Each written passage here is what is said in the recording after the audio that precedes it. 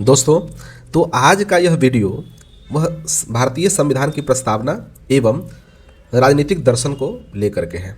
ठीक है, ये वैसे कहें तो सबसे पहले हम लोगों को यह जाननी चाहिए, जैसे कि भारतीय संविधान में सबसे पहले प्रस्तावना दी गई होती है तो बिहार लोक सेवा आयोग की परीक्षा में आज तक आप जो स्क्रीन पर देख रहे हैं प्रश्न, तो ये इतने ही प्रश्न पूछे गए हैं। ठीक है, जिसमें कि पहला प्रश्न आप देख रहे हैं कि मूल ढांचे के सिद्धांत, ठीक है, उसकी आलोचनात्मक समीक्षा करने, मूल्यांकन करना है।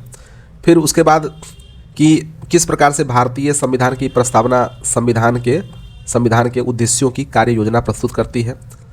तीसरा है कि गत्यात्मक धर्मनिरपेक्षता की आलोचनात्मक दृष्टि से चर्चा करें।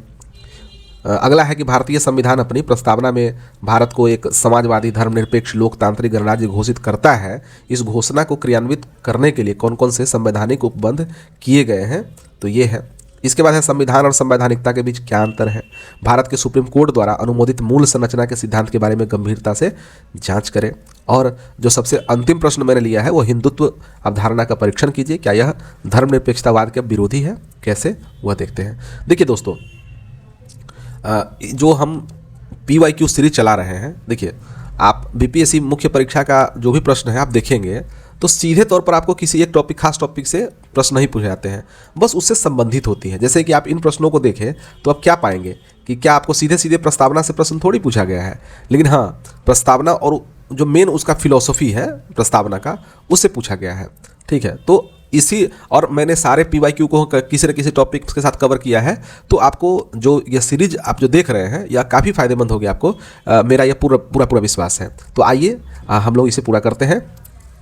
तो सबसे पहला जो प्रश्न है वह है कि भारतीय संविधान से संबंधित मूल ढांचे के सिद्धांत का आलोचनात्मक मूल्यांकन कीजिए। तो देखिए, भारतीय संविधान में मूल ढांचा सिद्धांत क्या है। भूमिका में है कि भारतीय संविधान में मूल ढांचा सिद्धांत न्यायिक व्याख्या की देन है। यह सिद्धांत कहता है कि संसद को अनुच्छेद 368 के अंतर्गत संविधान संशोधन की व्यापक शक्ति है, परंतु वह संविधान के मूल ढांचे को नष्ट या परिवर्तित नहीं कर सकती है।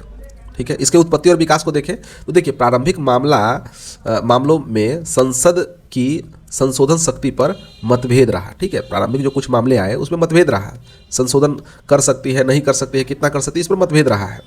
लेकिन निर्णायक मोड़ तब आया जब केशवानंद भारती बनाम केरल राज्यवाद आया 1973 का, जहां 13 न्यायाधीशों की पीठ ने 7-6 के बहुमत से मूल ढांचा सिद्धांत प्रतिपादित किया। बाद में देखा जाए तो इसका और विस्तार हुआ, जैसे कि इंदिरा नेहरू गांधी बनाम राजनारायण या चुनावी विवाद में न्यायिक समीक्षा को मूल ढांचे का भाग माना गया। ठीक है, चुनावी विवाद को न्यायिक समीक्षा में इसको मूल ढांचा माना गया। मिनर्वा मिल्स बनाम भारत संघ में देखा जाए तो न्यायिक समीक्षा और मौलिक अधिकारों की प्रधानता की पुष्टि की गई। SR बोमई बनाम भारत संघ में क्या किया गया कि संघीय ढांचे और धर्मनिरपेक्षता को मूल तत्व माना गया। तो इस प्रकार से है। अब हम देखें कि मूल ढांचे के प्रमुख तत्व कौन कौन से हैं। सर्वोच्च न्यायालय ने किसी निश्चित सूची का निर्धारण नहीं किया है, परंतु समय समय पर निम्न तत्वों को मूल ढांचे का हिस्सा माना गया है, जैसे कि संविधान की सर्वोच्चता, दूसरा गणतंत्रात्मक एवं लोकतांत्रिक शासन प्रणाली, तीसरा धर्मनिरपेक्षता, संघीयता, न्यायिक समीक्षा, शक्तियों का पृथक्करण, विधि का शासन, मौलिक अधिकारों की प्रधानता, स्वतंत्र एवं निष्पक्ष चुनाव। तो ये सब कहा जाए तो मूल ढांचे के प्रमुख तत्व हैं। अब क्या है कि सिद्धांत के पक्ष में तर्क देखें तो इससे क्या है कि संविधान की सर्वोच्चता की रक्षा होती है। यह संसद की असीमित संशोधन शक्ति पर नियंत्रण स्थापित करता है, जिससे संविधान की मूल आत्मा सुरक्षित रहती है। तो ये संविधान की सर्वोच्चता की रक्षा करती है। दूसरा देखें तो लोकतांत्रिक संतुलन, विधायिका, कार्यपालिका और न्यायपालिका के बीच संतुलन बनाए रखने में यह सहायक होती है। तीसरा देखें तो अधिनायकवाद पर अंकुश लगता है इससे। 1975-77 के आपातकालीन कालखंड के अनुभवों ने दिखाया कि यदि यह सिद्धांत न होता तो संसद निरंकुश संशोधन कर सकती थी। फिर मौलिक अधिकारों की सुरक्षा, यह नागरिकों के अधिकारों की रक्षा का अंतिम संवैधानिक कवच है। ठीक है, तो ये है। इसके बाद देखें तो सिद्धांत की आलोचना भी की जाती है। कैसे? तो न्यायिक सक्रियता या अतिक्रमण। आलोचकों का मत है कि संविधान में मूल ढांचा शब्द का उल्लेख नहीं है। यह न्यायपालिका द्वारा निर्मित सिद्धांत है, जिससे न्यायिक अतिक्रमण की आशंका उत्पन्न होती है। उसके बाद देखिए तो अनिश्चितता और अस्पष्टता, मूल तत्वों की कोई निश्चित सूची नहीं है जिससे इसकी परिभाषा न्यायाधीशों की व्याख्या पर निर्भर करता है, ठीक है, वो है। इसके बाद देखिए लोकतांत्रिक सिद्धांतों पर प्रश्न। संसद जनता की प्रतिनिधि संस्था है, उसकी संशोधन शक्ति पर प्रतिबंधित लगाना क्या है कि लोकतांत्रिक इच्छा के विपरीत माना जा सकता है। तो इस प्रकार से कुछ आलोचनाएं भी हैं। अगर समग्र मूल्यांकन देखें तो मूल ढांचा सिद्धांत भारतीय संवैधानिक व्यवस्था में संतुलन और नियंत्रण का महत्वपूर्ण उपकरण है। यह न तो संसद की शक्ति को पूर्णतः सीमित करता है और न ही उसे निरंकुश बनाता है। यद्यपि इसकी अस्पष्टता और न्यायिक विस्तार पर प्रश्न उठते हैं, फिर भी भारतीय लोकतंत्र की स्थिरता, संघीय संरचना और अधिकारों की सुरक्षा के लिए यह सिद्धांत एक आवश्यक सुरक्षा कवच है। मूल ढांचा सिद्धांत भारतीय न्यायपालिका की सृजनात्मक व्याख्या का उत्कृष्ट उदाहरण है। यह संविधान की आत्मा को संरक्षित करते हुए परिवर्तनशीलता और अस्थायित्व के बीच संतुलन स्थापित करता है। अतः आलोचनाओं के बावजूद देखें तो यह भारतीय लोकतंत्र की दीर्घकालिक सुरक्षा और सुदृढ़ता का आधार स्तंभ माना जा सकता है। तो दोस्तों, हम लोगों ने ये जो प्रश्न था कि भारतीय संविधान के संबंधित मूल ढांचे के सिद्धांत का आलोचनात्मक मूल्यांकन कीजिए, तो हमने पूरा किया। अब अगला प्रश्न हम बढ़ते हैं। लिखा है कि बताइए कि किस प्रकार से भारतीय संविधान की प्रस्तावना संविधान के उद्देश्यों की कार्य योजना प्रस्तुत करती है। ठीक है, तो सिंपल बेसिक क्वेश्चन है, काफ़ी अच्छा। लेकिन आजकल जो बदलते प्रश्न के स्वरूप के लिए कहें तो ये प्रश्न तो उतना संगत नहीं है, लेकिन हाँ, डायरेक्ट नहीं पूछे जा सकते हैं। लेकिन अगर ये प्रश्न का संदर्भ अगर आपको पता है तो उस प्रश्न को भी आप आराम से लिख सकते हैं। ठीक है, तो चलिए देखते हैं। भारतीय संविधान की प्रस्तावना केवल एक औपचारिक उद्घोषणा नहीं है, बल्कि यह संविधान के आदर्शों, लक्ष्यों और दिशा का संक्षिप्त प्रतिरूप है। यह बताती है कि संविधान किन मूल उद्देश्यों की प्राप्ति हेतु निर्मित किया गया है और उन उद्देश्यों को साकार करने की कार्य योजना किस प्रकार संविधान के विभिन्न प्रावधानों में निहित है। ठीक है, तो चलिए आगे बढ़ते हैं। हम भारत के लोग, जनसत्ता का आधार। ठीक है, प्रस्तावना की शुरुआत हम भारत के लोग से होती है, जो जनसत्ता को स्थापित करती है। यह स्पष्ट करती है कि सत्ता का अंतिम स्रोत जनता है। संविधान सभा द्वारा निर्मित संविधान जनता की इच्छा का प्रतिनिधित्व करता है। कार्य योजना में देखें तो सार्वभौमिक वयस्क मताधिकार 326 अनुच्छेद के आधार पर हम देखें तो सभी व्यक्ति जो भी बालिग हैं, 18 साल प्लस हैं, उन सभी को, चाहे किसी भी क्षेत्र, धर्म, जाति, लिंग जो भी है, तो इसके आधार पर जो है भेदभाव नहीं कर सकती है, सबको वोट देने का अधिकार है। दूसरा, लोकतांत्रिक चुनावी प्रणाली, चुनाव प्रक्रिया लोकतांत्रिक है, तो इसलिए क्या है, जनसत्ता लोकतंत्र में भागीदार हो पाती है इस व्यवस्था में। दूसरा देखें तो संपूर्ण प्रभुत्व संपन्न, भारत किसी बाहरी शक्ति के अधीन नहीं है और अपनी नीतियाँ स्वतंत्र रूप से निर्धारित करती है। और इसकी कार्य योजना देखें तो क्या है, भारत में स्वतंत्र विदेशी निवेश, स्वतंत्र विदेश नीति है, रक्षा और सुरक्षा व्यवस्था है, संसद की विधायी सर्वोच्चता है। ठीक है, संविधान की सीमाओं में रहते हुए, तो ये है। तीसरा देखें समाजवादी, तो 1976 के 42वें संविधान संशोधन में जोड़ा गया था। इसमें क्या है, आर्थिक असमानताओं को कम करना, संसाधनों का न्याय संगत वितरण। कार्य योजना में देखें तो नीति निर्देशक तत्व देखते हैं, विशेषकर 3839, वो भूमि सुधार, जन कल्याणकारी योजनाएं, ये सभी कार्य योजना में आते हैं। किसके, तो समाजवादी मूल्य के। फिर पंथ निरपेक्षता देखें तो राज्य सभी धर्मों के प्रति समान दृष्टिकोण रखता है। इसकी कार्य योजना कहाँ देखने को मिलती है, तो धार्मिक स्वतंत्रता जो अनुच्छेद 25 से 28 में दी गई है। उसके बाद धर्म के आधार पर भेदभाव का निषेध।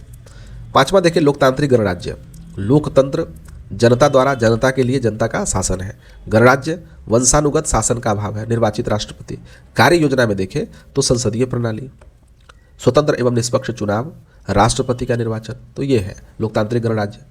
न्याय की बात करें, सामाजिक, आर्थिक और राजनीतिक, तो प्रस्तावना में न्याय को 3 आयामों में परिभाषित किया गया है, सामाजिक न्याय, आर्थिक न्याय और राजनीतिक न्याय।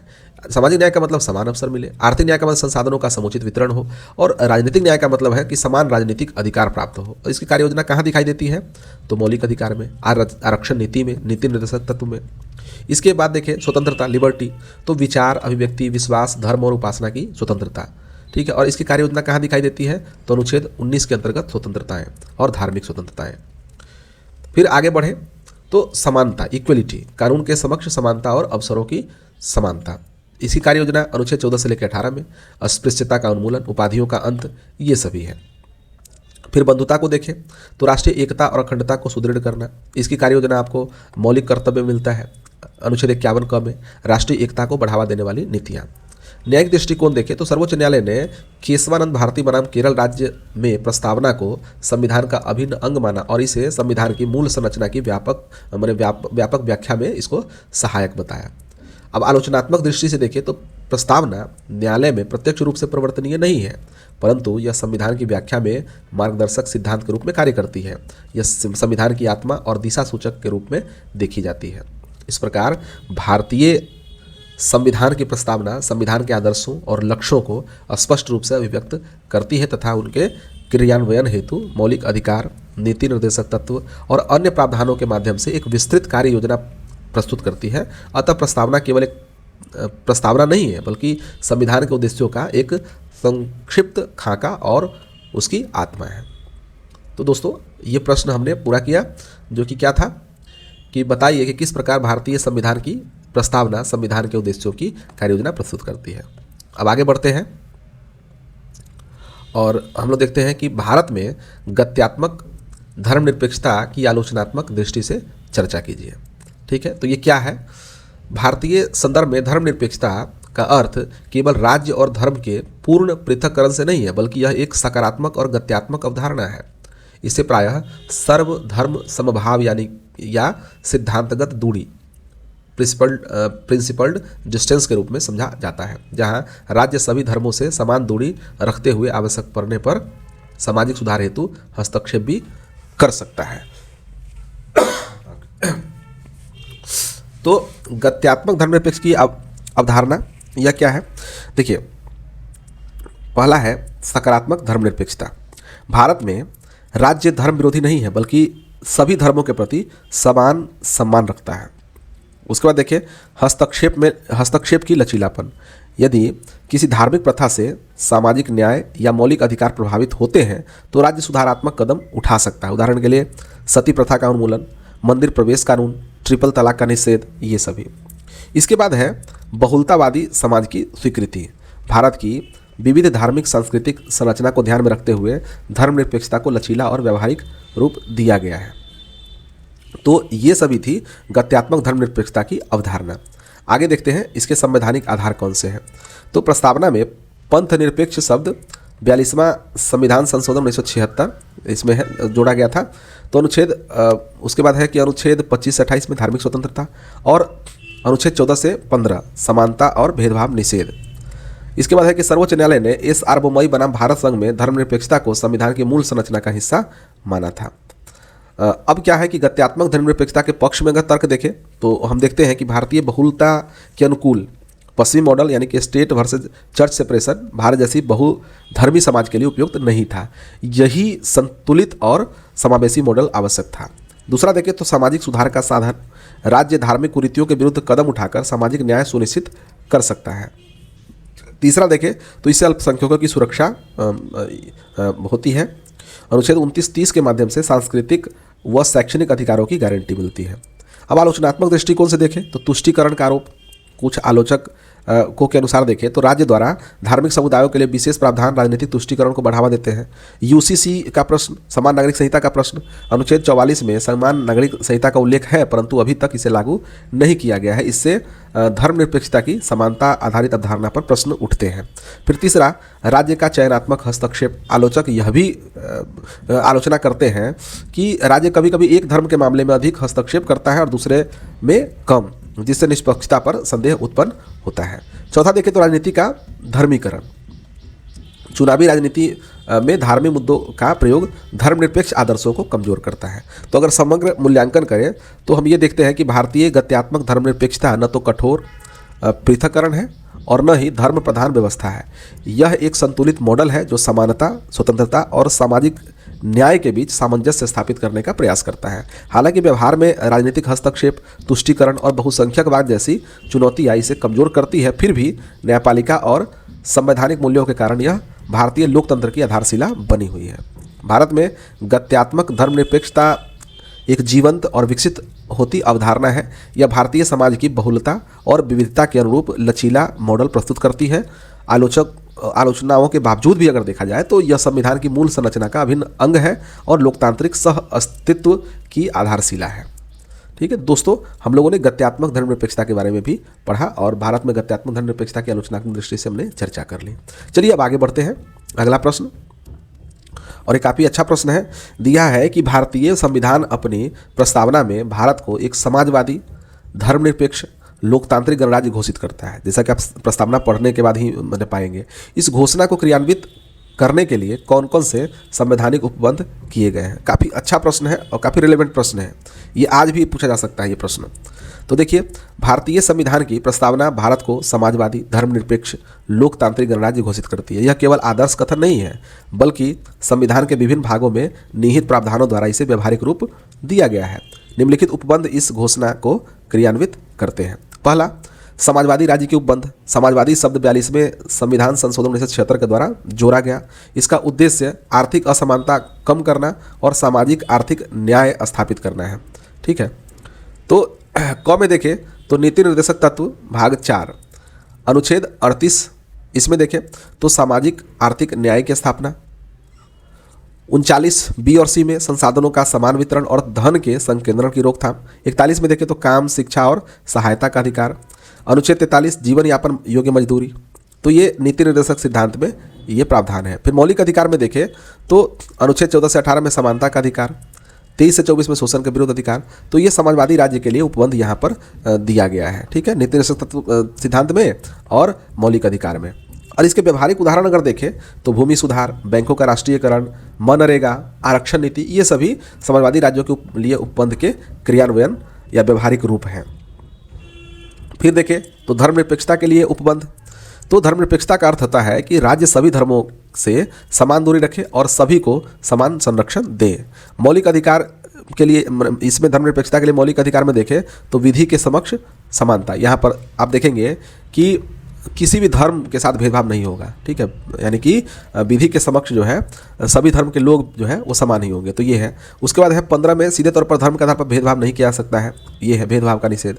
उसके बाद है अनुच्छेद 25 से लेकर 28 में तो डायरेक्ट जो है धर्म की स्वतंत्रता ही है, वो है। और 29-30 में अल्पसंख्यकों की संस्कृति और शैक्षणिक अधिकार दिए गए हैं। तो ये यहाँ पर संवैधानिक प्रावधान यहाँ देखने को मिल रहे हैं। और मूल संरचना का सिद्धांत, सर्वोच्च न्यायालय ने सार्वभौमई बनाम भारत संघ में धर्मनिरपेक्षता को संविधान की मूल संरचना का हिस्सा माना है। तो ये धर्मनिरपेक्षता के लिए उपबंध है। अब लोकतांत्रिक राज्य के लिए उपबंध अगर देखें तो लोकतंत्र का अर्थ होता है जनता द्वारा जनता के लिए जनता का शासन। ये अब्राहम लिंकन की परिभाषा है। तो ये है। अब हम लोग इसे देखते कहाँ कहाँ है, तो देखिए जनसत्ता का सिद्धांत प्रस्तावना में देखते हैं हम भारत के लोग, और दूसरा अनुच्छेद 326 में देखते हैं कि सार्वभौमिक वयस्क मताधिकार।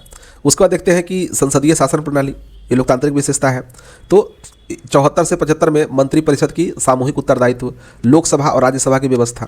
ठीक है, इसके बाद लोकतांत्रिक प्रणाली में देखें तो स्वतंत्र चुनाव, जो कि अनुच्छेद 324 के द्वारा निर्वाचन आयोग की स्थापना की गई है। मौलिक अधिकार, ये लोकतांत्रिक राज्य की गुण है। तो मौलिक अधिकार इसमें कि अनुच्छेद 19 में अभिव्यक्ति, संगठन और विचार की स्वतंत्रता है। गणराज्य के लिए उपबंध, गणराज्य का अर्थ होता है वंशानुगत शासन का भाव और निर्वाचित राष्ट्राध्यक्ष। राष्ट्रपति का निर्वाचन आप जो देखते हैं वो 52 से लेकर 62 में राष्ट्रपति का पद और निर्वाचन प्रक्रिया।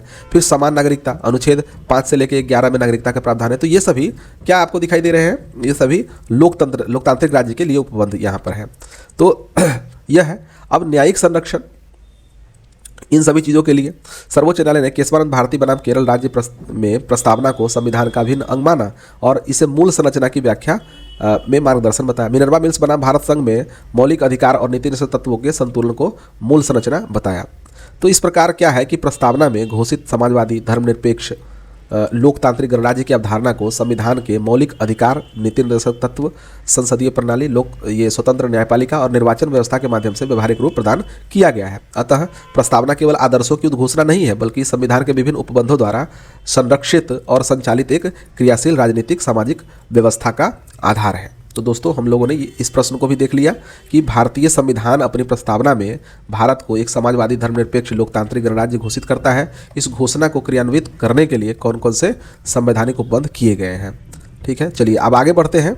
और अगला प्रश्न है कि संविधान और संवैधानिकता के बीच क्या अंतर है। ये काफ़ी महत्वपूर्ण प्रश्न है और ये हाल का ही पूछा गया प्रश्न है, तो ये आपके लिए इंपॉर्टेंट है। संविधान और संवैधानिकता के बीच क्या अंतर है।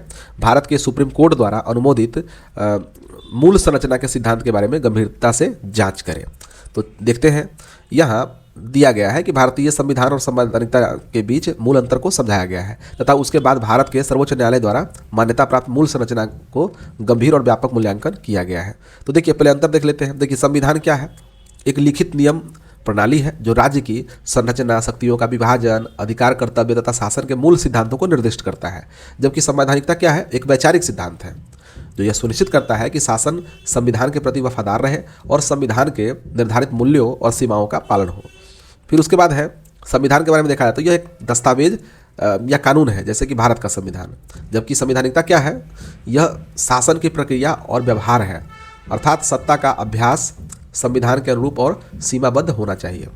ठीक है, तो संविधान का मतलब है संविधान क्या है, इसका उत्तर है। और संवैधानिकता क्या है? व्यवहार कैसे किया जाता है वो चीज़ है। क्या संविधान है और कैसे व्यवहार किया जाता है, यह संवैधानिकता है।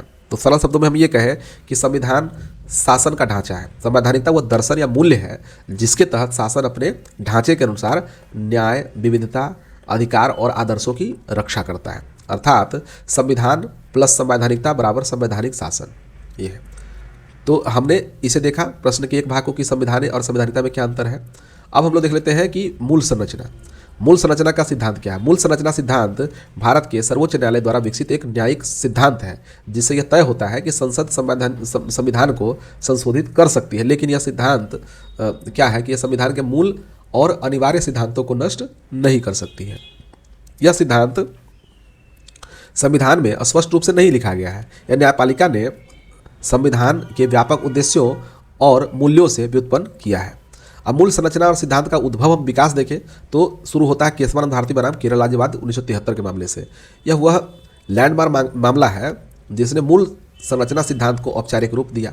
13 सदस्यों वाली संविधान पीठ ने 7-8 के अल्पमत से निर्णय दिया कि संसद को संविधान संशोधन का व्यापक अधिकार है। ठीक है, लेकिन वह संविधान के मूल ढांचे को हटाने, नष्ट करने या कमजोर करने का अधिकार नहीं रखती। इस फैसले में मूल संरचना का विचार पहली बार स्वीकार हुआ। अब देखिए मूल संरचना में शामिल कथित तत्वों को शामिल किया गया है। तो इसमें संविधान की सर्वोच्चता, विधि का शासन, शक्तियों का पृथक्करण, न्यायिक समीक्षा, संघवाद, धर्मनिरपेक्षता, मौलिक अधिकार, स्वतंत्र और निष्पक्ष चुनाव, ये सभी। अब क्या है मूल संरचना का उद्देश्य, हम लोग देख लेते हैं। इस सिद्धांत का मूल उद्देश्य वह यह सुनिश्चित करना है कि संविधान लचीला और प्रगतिशील रह सकता है। संविधान अन्याय, अत्याचार या मनमाना परिवर्तन से संरक्षित रहे। फिर है कि संसद अपने बहुमत का प्रयोग करते हुए संविधान का मूल तंत्र जो है न तोड़ सके और मौलिक अधिकारों और संस्थागत संतुलन को संरक्षित रखा जाए। इसलिए यह लोकतंत्र के लिए एक सुरक्षा कवच का काम करता है। ठीक है, अब हम देख लेते हैं कि न्यायपालिका और मूल संरचना सिद्धांत। देखिए न्यायिक समीक्षा और मूल संरचना एक दूसरे के पूरक हैं। न्यायालय केवल यह नहीं जांचता कि कानून संविधान के अनुरूप है या नहीं है, बल्कि यह भी जांचता है कोई संशोधन संविधान के मूल ढांचे का उल्लंघन तो नहीं करता है। यदि संसद ने ऐसा संशोधन किया जो मूल ढांचे को क्षति पहुंचाता हो तो सुप्रीम कोर्ट उसे रद्द कर सकता है। यह संविधान की सर्वोच्चता की रक्षा करता है। उदाहरण के तौर पर 42वें संविधान संशोधन के कुछ प्रावधानों को मिनर्वा मिल्स बनाम भारत संघ ने निरस्त कर दिया क्योंकि वे मूल संरचना के सिद्धांत के विरुद्ध थे, विशेषकर जहां संसद ने स्वयं को असीम संशोधन शक्ति देने का प्रयास किया था। अब देखिए आलोचनाएं और बहस हम देखें तो कुछ आलोचक कहते हैं कि संविधान में मूल संरचना शब्द स्पष्ट नहीं है, इसलिए न्यायपालिका ने ऑपरेशनल रूप से इसे विकसित किया है। दूसरा देखें तो यह सिद्धांत संवैधानिक संशोधन में संसद की स्वतंत्रता को सीमित कर सकता है। फिर है कि न्यायपालिका अपनी भूमिका से आगे बढ़कर विधायिका की इच्छा को अवरोधित कर सकती है। इन सभी बहसों का केंद्र यही है कि संविधान किस हद तक बदल सकता है और किस हद तक संरक्षित रहना चाहिए। निष्कर्ष में हम देखें तो संविधान एक लिखित ढांचा है जो शासन के मूल नियमों को निर्धारित करता है, जबकि संवैधानिकता वह वैचारिक अनुशासन है जिसके तहत राज्य को इन नियमों का पालन करना होता है। मूल संरचना सिद्धांत भारतीय संवैधानिक व्यवस्था का एक शक्तिशाली उपकरण है जो यह सुनिश्चित करता है कि संविधान की मूल पहचान जैसे कि न्याय, समानता, धर्मनिरपेक्षता, संघवाद और अधिकारों की रक्षा अवधि के परिवर्तन या राजनीति के दबाव से क्षतिग्रस्त न हो। इस सिद्धांत ने संवैधानिक सर्वोच्चता, न्यायपालिकीय संतुलन और लोकतांत्रिक मूल्यों को भारत के संवैधानिक शासन में सुरक्षित रखा है। तो इस प्रकार से दोस्तों हम लोगों ने इस प्रश्न को भी देखा। काफ़ी इंपॉर्टेंट प्रश्न था कि संविधान और संवैधानिकता के बीच क्या अंतर है और भारत के सुप्रीम कोर्ट द्वारा अनुमोदित मूल संरचना के सिद्धांत के बारे में गंभीरता से जांच करें। चलिए अब आगे बढ़ते हैं और प्रश्न है कि हिंदुत्व अवधारणा का परीक्षण कीजिए, क्या यह धर्मनिरपेक्षतावाद का विरोधी है। तो देखिए हिंदुत्व अवधारणा का परीक्षण करें तो ये देखते हैं कि हिंदुत्व एक वैचारिक, सांस्कृतिक और राजनीतिक अवधारणा है जिसकी व्याख्या समय, संदर्भ और विचारधारात्मक दृष्टिकोण के अनुसार भिन्न भिन्न रही है। इसे समझने के लिए इसके ऐतिहासिक, दार्शनिक और संवैधानिक आयामों का परीक्षण आवश्यक है। तो हिंदुत्व की जो अवधारणा है, उत्पत्ति, उस स्वरूप हम देख लेते हैं। तो वैचारिक आधार देखें तो हिंदुत्व शब्द को संगठित वैचारिक रूप से प्रस्तुत करने का श्रेय विनायक दामोदर सावरकर को जाता है, जिन्होंने 1923 में प्रकाशित अपनी पुस्तक हिंदुत्वा में इसे सांस्कृतिक राष्ट्रवाद की अवधारणा के रूप में प्रतिपादित किया। उनके अनुसार हिंदुत्व केवल धार्मिक पहचान नहीं बल्कि साझा संस्कृति, इतिहास, भूभाग और परंपराओं पर आधारित राष्ट्रीय पहचान है। तो ये वैचारिक आधार यहाँ से मिला। फिर सांस्कृतिक राष्ट्रवाद देखें तो समर्थकों के अनुसार हिंदुत्व का आशय हिंदू धर्म से संकीर्ण धार्मिक आस्था से नहीं बल्कि भारत की संस्कृति, सभ्यता से है। ये है। तीसरा आयाम यह देखें, राजनीतिक आयाम। समकालीन राजनीति में हिंदुत्व को एक राजनीतिक विचारधारा के रूप में देखा जाता है जिससे विभिन्न संगठनों और दलों ने अपनाया है। न्यायिक दृष्टिकोण से देखा जाए तो सर्वोच्च न्यायालय ने R.A. प्रभु बनाम प्रभाकर कुंटे 1995 में यह कहा कि हिंदुत्व को संकीर्ण धार्मिक अर्थ में नहीं बल्कि जीवन शैली के रूप में भी समझा जा सकता है। हालांकि इस निर्णय की आलोचना भी हुई कि इससे धर्म और जाति के बीच की जो रेखा है वो धुंधली हो सकती है। तो यहाँ पर हमने ये देखा। तीसरा देखिए, हिंदुत्व और धर्मनिरपेक्षतावाद, ये टकराव या सामंजस्य देखें तो देखिए विरोध का तर्क देखें तो देखिए बहुसंख्यक वादी आशंका, आलोचकों का मत है कि यदि हिंदुत्व को राज्य की नीति का आधार बनाया जाए तो यह अल्पसंख्यकों के अधिकारों को प्रभावित कर सकता है। दूसरा, राज्य की निष्पक्षता पर प्रश्न। भारतीय धर्मनिरपेक्षता का सिद्धांत सभी धर्मों के प्रति समान दूरी का है। यदि कोई एक सांस्कृतिक पहचान प्रमुख हो तो निष्पक्षता प्रभावित हो सकती है। तीसरा देखें तो राजनीतिक उपयोग। चुनावी राजनीति में धार्मिक प्रतीकों का उपयोग से धर्मनिरपेक्षता मूल्यों को चुनौती मिलती है। अब सामंजस्य का तर्क देखें तो सांस्कृतिक न धार्मिक अवधारणा, ठीक है, ये सांस्कृतिक होना चाहिए न कि धार्मिक अवधारणा होनी चाहिए। समर्थकों का कहना है कि हिंदुत्व सांस्कृतिक राष्ट्रवाद है जो सभी समुदायों को भारत की साझा विरासत से जोड़ता है। दूसरा, भारतीय मॉडल का धर्मनिरपेक्षतावाद। भारत में धर्मनिरपेक्षता सकारात्मक है जहां राज्य सभी धर्मों का सम्मान करता है। यदि हिंदुत्व को सांस्कृतिक पहचान के रूप में देखा जाए तो यह आवश्यक रूप से धर्मनिरपेक्षता के विरोध में नहीं है। न्यायिक व्याख्या देखें तो न्यायालय ने इसे अनिवार्य रूप से सांप्रदायिक अपील नहीं माना है। अब आलोचनात्मक मूल्यांकन देखें। हिंदुत्व की अवधारणा बहुस्तरीय है, सांस्कृतिक, ऐतिहासिक, राजनीतिक। इसका स्वरूप इस पर भी निर्भर करता है कि इसे सांस्कृतिक पहचान के रूप में ग्रहण किया जाए या राजनीतिक विचारधारा के रूप में लागू किया जाए। यदि यह बहुलतावाद और समान नागरिक अधिकारों को स्वीकार करे तो यह धर्मनिरपेक्षता के साथ सह अस्तित्व में रह सकता है, परंतु यदि यह राज्य की नीतियों को एक धार्मिक सांस्कृतिक पहचान के पक्ष में झुका दे तो यह संविधान में निहित धर्मनिरपेक्षता के सिद्धांत के विपरीत माना जाएगा। तो अब हम देखें कि हिंदुत्व स्वतः धर्मनिरपेक्षता का विरोधी है या नहीं है, यह उसके अर्थ, प्रयोग और राजनीतिक क्रियान्वयन पर निर्भर करता है। भारतीय संविधान की धर्मनिरपेक्षता सभी धर्मों के प्रति समान सम्मान और निष्पक्षता पर आधारित है। अतः हिंदुत्व तब तक धर्मनिरपेक्षतावाद का विरोधी नहीं माना जा सकता जब तक कि वह बहुलतावादी, समावेशी और समान अधिकारों की संवैधानिक मर्यादाओं के भीतर रहे।